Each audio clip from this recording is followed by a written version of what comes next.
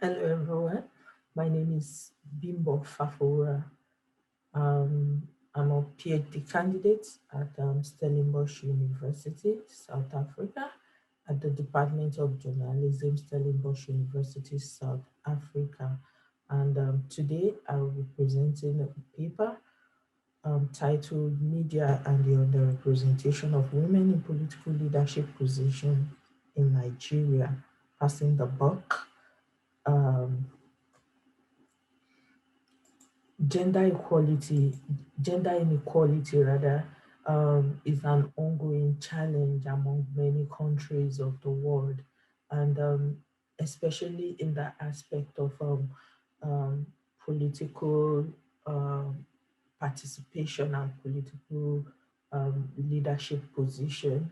Um, gender inequality in that aspect has been a major source of concern for feminist and gender advocates globally. According to the Interparliamentary Union Report of 2020, um, women constitute only 24.9% of parliamentarians across the world, while men take up the remaining 75.1%.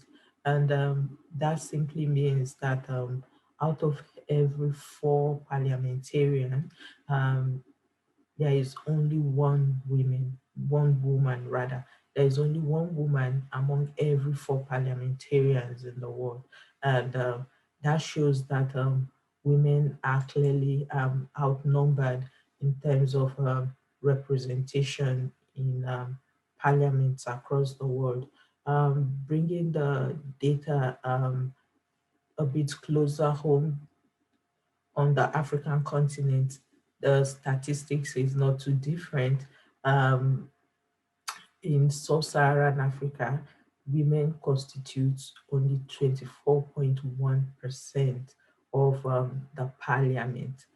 Um, while in the Middle East and Northern African region, women constitute only 17.7% of the parliament. And bringing it even to the focus of this paper, which is Nigeria.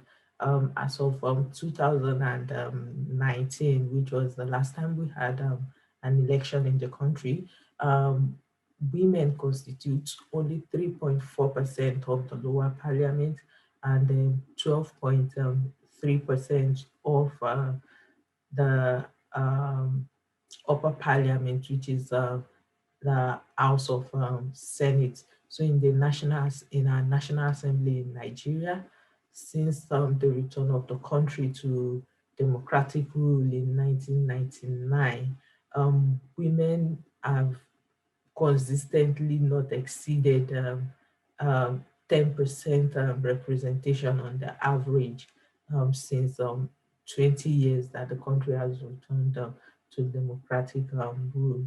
So this persistent underrepresentation of women in political leadership position has consistently been a source of concern to scholars and um, gender advocates alike. And to solve this, scholars have sought to understand or to identify the causes of underrepresentation or low participation of women in political leadership positions. And in this paper, I categorized them into three, according to certain scholars' categorization. And according to Shame's categorization. So the three broad categorization is institutional barrier, sociocultural barriers, and psychological or motivational barriers. And we'd see that under each of these category, there are other subcategories, subset of reasons. Under institutional barriers, we have the primaries, um, lack of quotas, campaign funding, lack of support from other women. Um, Under the social-cultural barriers, we have dichotomous perception of gender roles, family responsibilities and time constraints, stigmatization and misconception of women in politics as social deviants. Um, Under the psychological and motivational barriers, we have political culture, we have not believing in politics, not believing politics matters, which in other words can simply mean apathy, women's apathetic nature to politics, and cultural orientation and socialization. These are some of the identified reasons for the persistent underrepresentation of women in politics. However, there is one factor that is seldom talked about um, as a as causing or being contributory to the underrepresentation of women in politics, and this factor is a very central one, especially outside media and communication studies, studies in political science and other fields that that have examined the underrepresentation of women in politics have failed to identify um, the media, the media as part of the causes of the underrepresentation of women in politics. So why is the media uh, important? We all know that the media is important, is an important aspect of the society. The media performs very salient role, aside from the role of provision of entertainment, serving as the surveillance of the environment, serving as watchdog of society, bringing accountability, making government accountable to people. We know that the media is very, very central to the success or failure of a political candidate, because the media serves as a bridge between a political candidate and the electorate. So whatever the media push out about a political candidate or his policy or his campaign or whatsoever is very, very important. So in this regard, the media is central to any study or whatever, any research about the underrepresentation of women in politics, because the media is also central and key to opinion building. So in this regard, previous studies that have examined the role of the media or the representation, how media represent women in politics, have found some recurring themes. There are some recurring themes across the studies, and one of those recurring theme is the underrepresentation or marginalization of women in media in terms of political news and things like that. Uh, these studies have shown that women are invisible. Women in politics are largely underrepresented in media.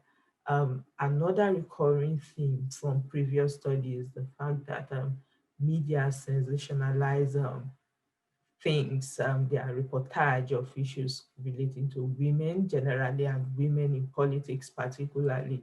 Um, their emergence is sensationalized, and when they are involved in scandals and things like that, the media sensationalize it again. So they blow it out of proportion, they blow issues relating to women out of proportion.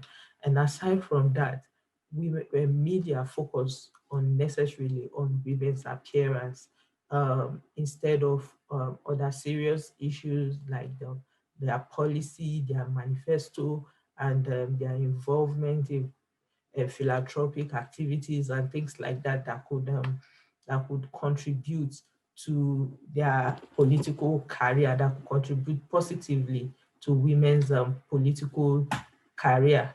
So another recurrent theme from previous study is that media also focus on the appearance of women in politics more than other serious issues that these women have to present. Also, media engage in name calling. In other climes, women were called names like the B words, like monsters, like Iron Lady, and cyborg, and things like that. There are studies that showed how Margaret Thatcher was called the Iron Lady, how Hillary Clinton was called, was branded the cyborg, the ice queen, and the likes. And aside from that, studies have also shown that women are sometimes trivialized. They are infantilized, and they are reduced to l- they are reduced to levels that are they are brought down by media through representation. Media present them as less human, or people with less competence, less competence and things like that. So aside from this, studies have also shown that media tend to emphasize sociocultural gender roles as a disadvantage to women's career advancement, while women who are more career oriented are often castigated by the media. Um, Lastly, among some of the recurrent frame from previous study, there is the issue of novelty, or the first female frame, and this basically centers on the representation of women politicians in media as the first, as novelty, as greenhorns, as the first to attain a position, and the likes. So these are some of the recurrent frames from previous studies, and all of these altogether informed this current study, the study that yielded this paper. And for this study, my major concern was to look at, the representation of women in the Nigerian media, and the perception of certain stakeholder with regards to this representation, and how they've, in connection with the underrepresentation of women in leadership position. So to examine media content, and just oppose it with the perception of stakeholder, to ascertain, my intention was to examine media content, and compare it with the opinions and perception of media relevant stakeholders in society, in the Nigerian society, to ascertain the relationship between media portrayal of women, and the underrepresentation of women in political leadership position. And to do this, my study was hinged on two theoretical frameworks, two theories, and that is the framing theory, and the African feminist theory. And according to the proposition of framing theory, media has the power to to um, promote, to emphasize or accentuate certain issues in society, or relegate at the same time, or de-emphasize issues by the virtue of the frequency of portrayal and the nature of presentation of such issue. So by promoting certain aspect or certain element in media content, or by presenting an issue in certain way, media has the ability of influencing the perception of an issue. The media has the capability of determining how people interpret, or how people um, possibly people's acceptance or rejection of certain policy issue or individuals and related issues. That is like the simplest um, definition or description of framing theory. So according to the proposition of this, going by the proposition of this theory, it means that media portrayal of women political leaders could possibly affect or influence rather how people how people perceive them or react to them, or the support they get from the society. And secondly, another theory that I'm using in this that I used in this paper rather is the African feminist theory, which seeks to understand the struggle or the marginalization of women from governance and politics within the intersection of gender, um, economic, socioeconomic factors, religion, cultural factors, and the likes. So, what the focus of African feminist theory is to understand the position of women in post-colonial Africa, and how the interplay of gender and some other factors in society um, contributes or come together to contribute to the marginalization of women in society. So using these two theoretical perspective, I examined content of media articles, like I said earlier, selected newspapers, and with uh, combined with in-depth interview with relevant stakeholders in Nigeria. So, and to do this, I made use of, as methodology, I made use of content analysis, which in its simplest form is the objective and systematic analysis of media content and or communication content to draw out meaning, either for manifest or latent meaning of the media content. And I also made use of in-depth interview, which also is just interaction and guided conversations with experts in certain relevant field.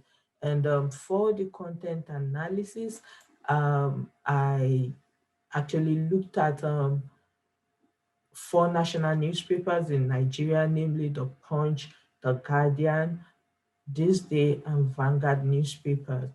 And for the in-depth interview, I spoke with journalists, politicians, and gender advocates. And in all, I spoke with 22 participants, while for the content analysis, I analyzed 314 media articles across 888 editions of the selected newspapers. And the focus of the temporal delimitation of the study is 10 weeks period consisting of 2 months before elections and 2 weeks after election period across 3 years, that is 2007, 2011, and then 2015.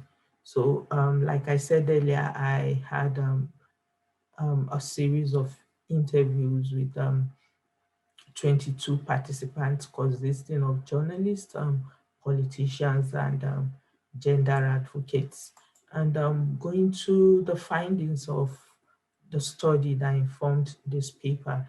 And lest I forget, this paper is just um, a subsection of a bigger work, of my PhD work. So this is just a portion of the PhD work. So going to my findings, my findings revealed that the media in Nigeria adopt various frames, competing frames in their representation of women political leaders. And as you can see on the screen, some of frames, these frames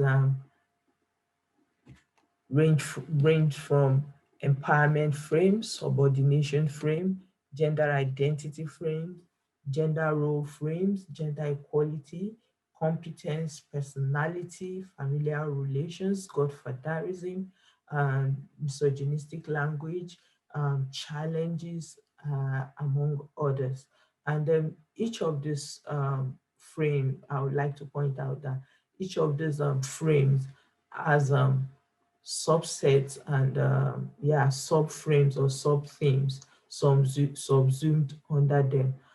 For want of space and time, I didn't include all of that into this slide. So what this simply shows is that the media does not present women maybe in just one single dimension, that there is no single dimension to the portrayal of women in media, and that the media is just like a melting pot or point of what's it called, frames and ideology contestation and perspective.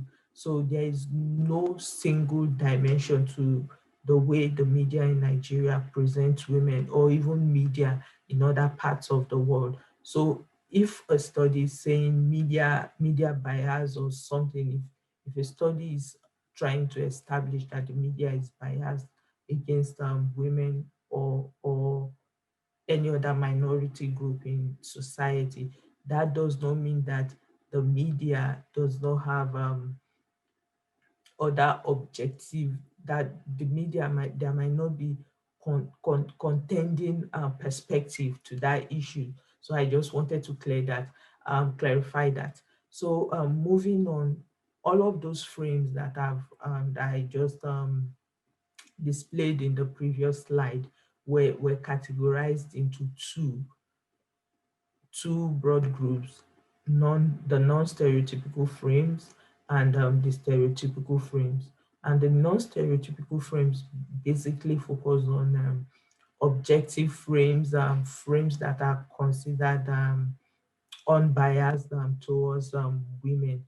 And I have two examples here of non-stereotypical frames, and each of the title of this two non-stereotypical frames are part of the sub-themes under the major frames that I've shown in the previous slide. And as we can see, we see that this frame, like the insider frame here, presents the a woman candidate amidst other male contenders rather, as equal. The frame shows that the woman is also a part of a political clique, a part of politicians in the country. Like, she has inside knowledge and she is equally competent to participate in politics. The same thing applies for the next example beside it, which is the professional competence frame, in which the woman, the subject of the news, was presented as having certain credentials that qualifies her for contesting for a certain position. Moving on to the next slide that talks about the stereotypical frames now.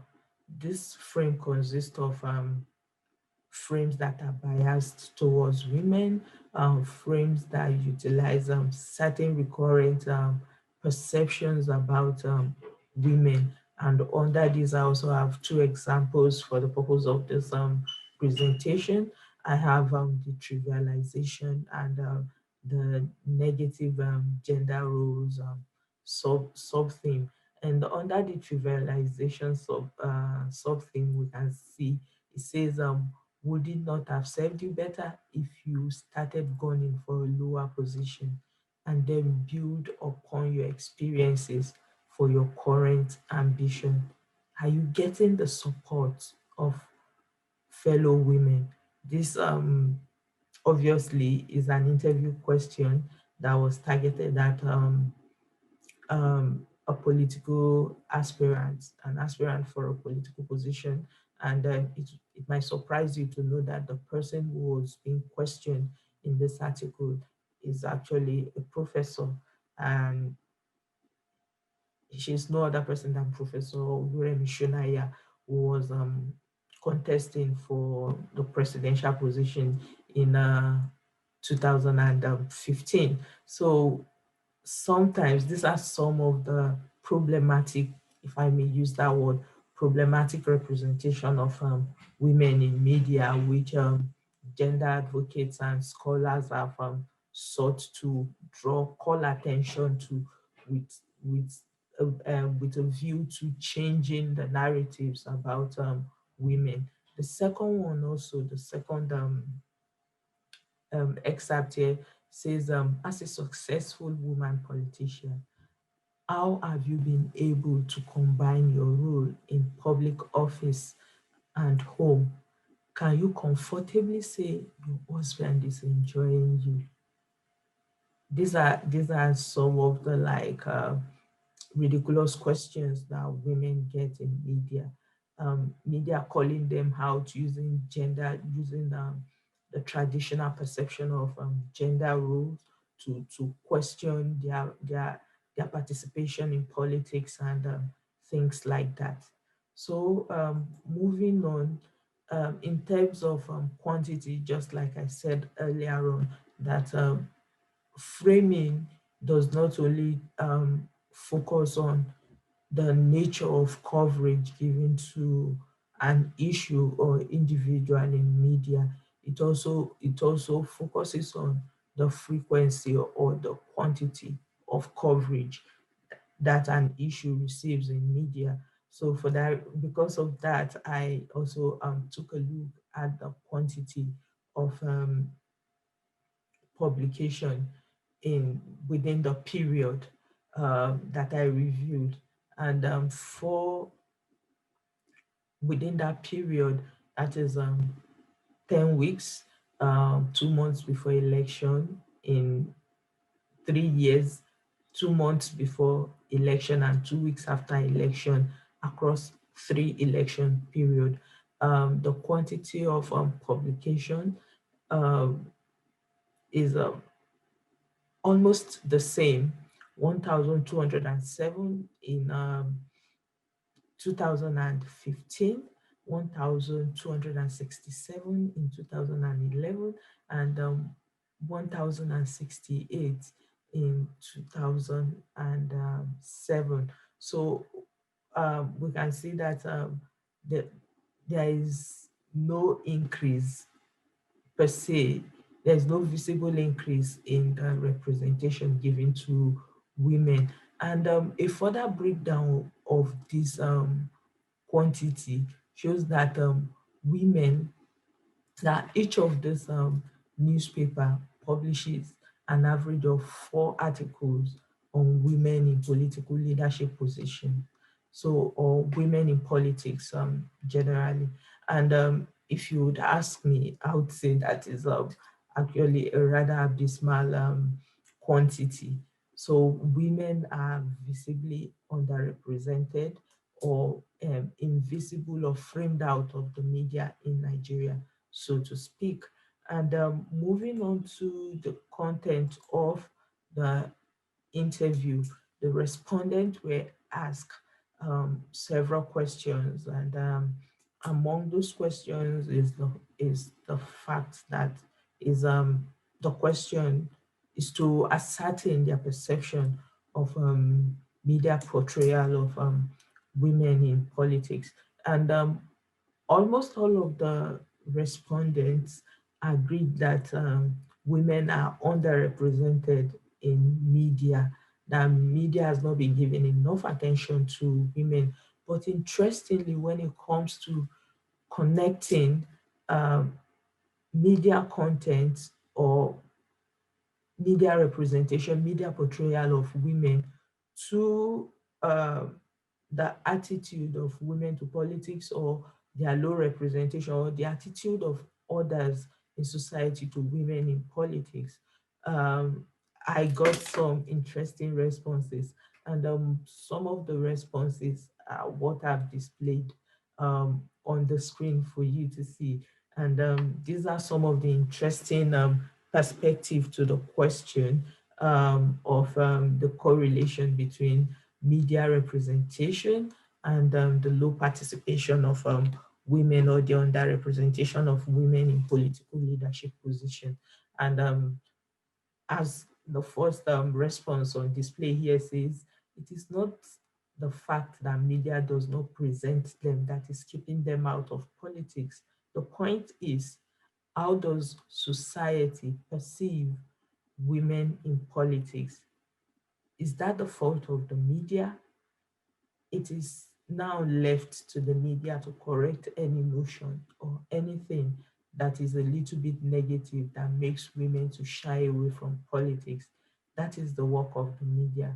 But the source, that is the source of underrepresentation, is not really the media. So this respondent here sees society as being responsible for the underrepresentation of women in politics, but not connected to the media. Similarly, this other respondent, interestingly, a female, says media is not the cause. That's there. If there are 100 people at an occasion, and out of the 100, 95 of them are men, only 5 are women. So what do you expect? So this person is attributing the underrepresentation of women in politics to the underrepresentation itself. I don't know, for want of a better way to say it, that women are underrepresented in politics because they are outnumbered by men. So, and aside from that, another interesting point from this person's response is the fact that women do not relate with media. That is, women in politics have poor media relations skills. So, moving on from that is another response, also saying um, the cultural practices, social-cultural norms, and the dominant narrative about women in society is responsible rather than media. And lastly, I have this excerpt here that says, no, it is not, and it is the social cultural, that is the social cultural problem we have. But the media, the gatekeepers in the media, they're also product of that society. So there is nothing we can really do about it. So while this person is saying that media is not responsible, social cultural norms are responsible, the person at the same time acknowledges the fact that media media men and women are actually products of this so-called society, which many of them have been pointing accusing fingers to, so to speak, which many of them have identified as the cause of the underrepresentation of women in politics. So before I round off as a way of discussion, going by the principles of framing theory, that the presentation of issues in media has the tendency of affecting or influencing the perception of members of society about that issue. And I'm considering the centrality of the role of politics, of media to politics rather.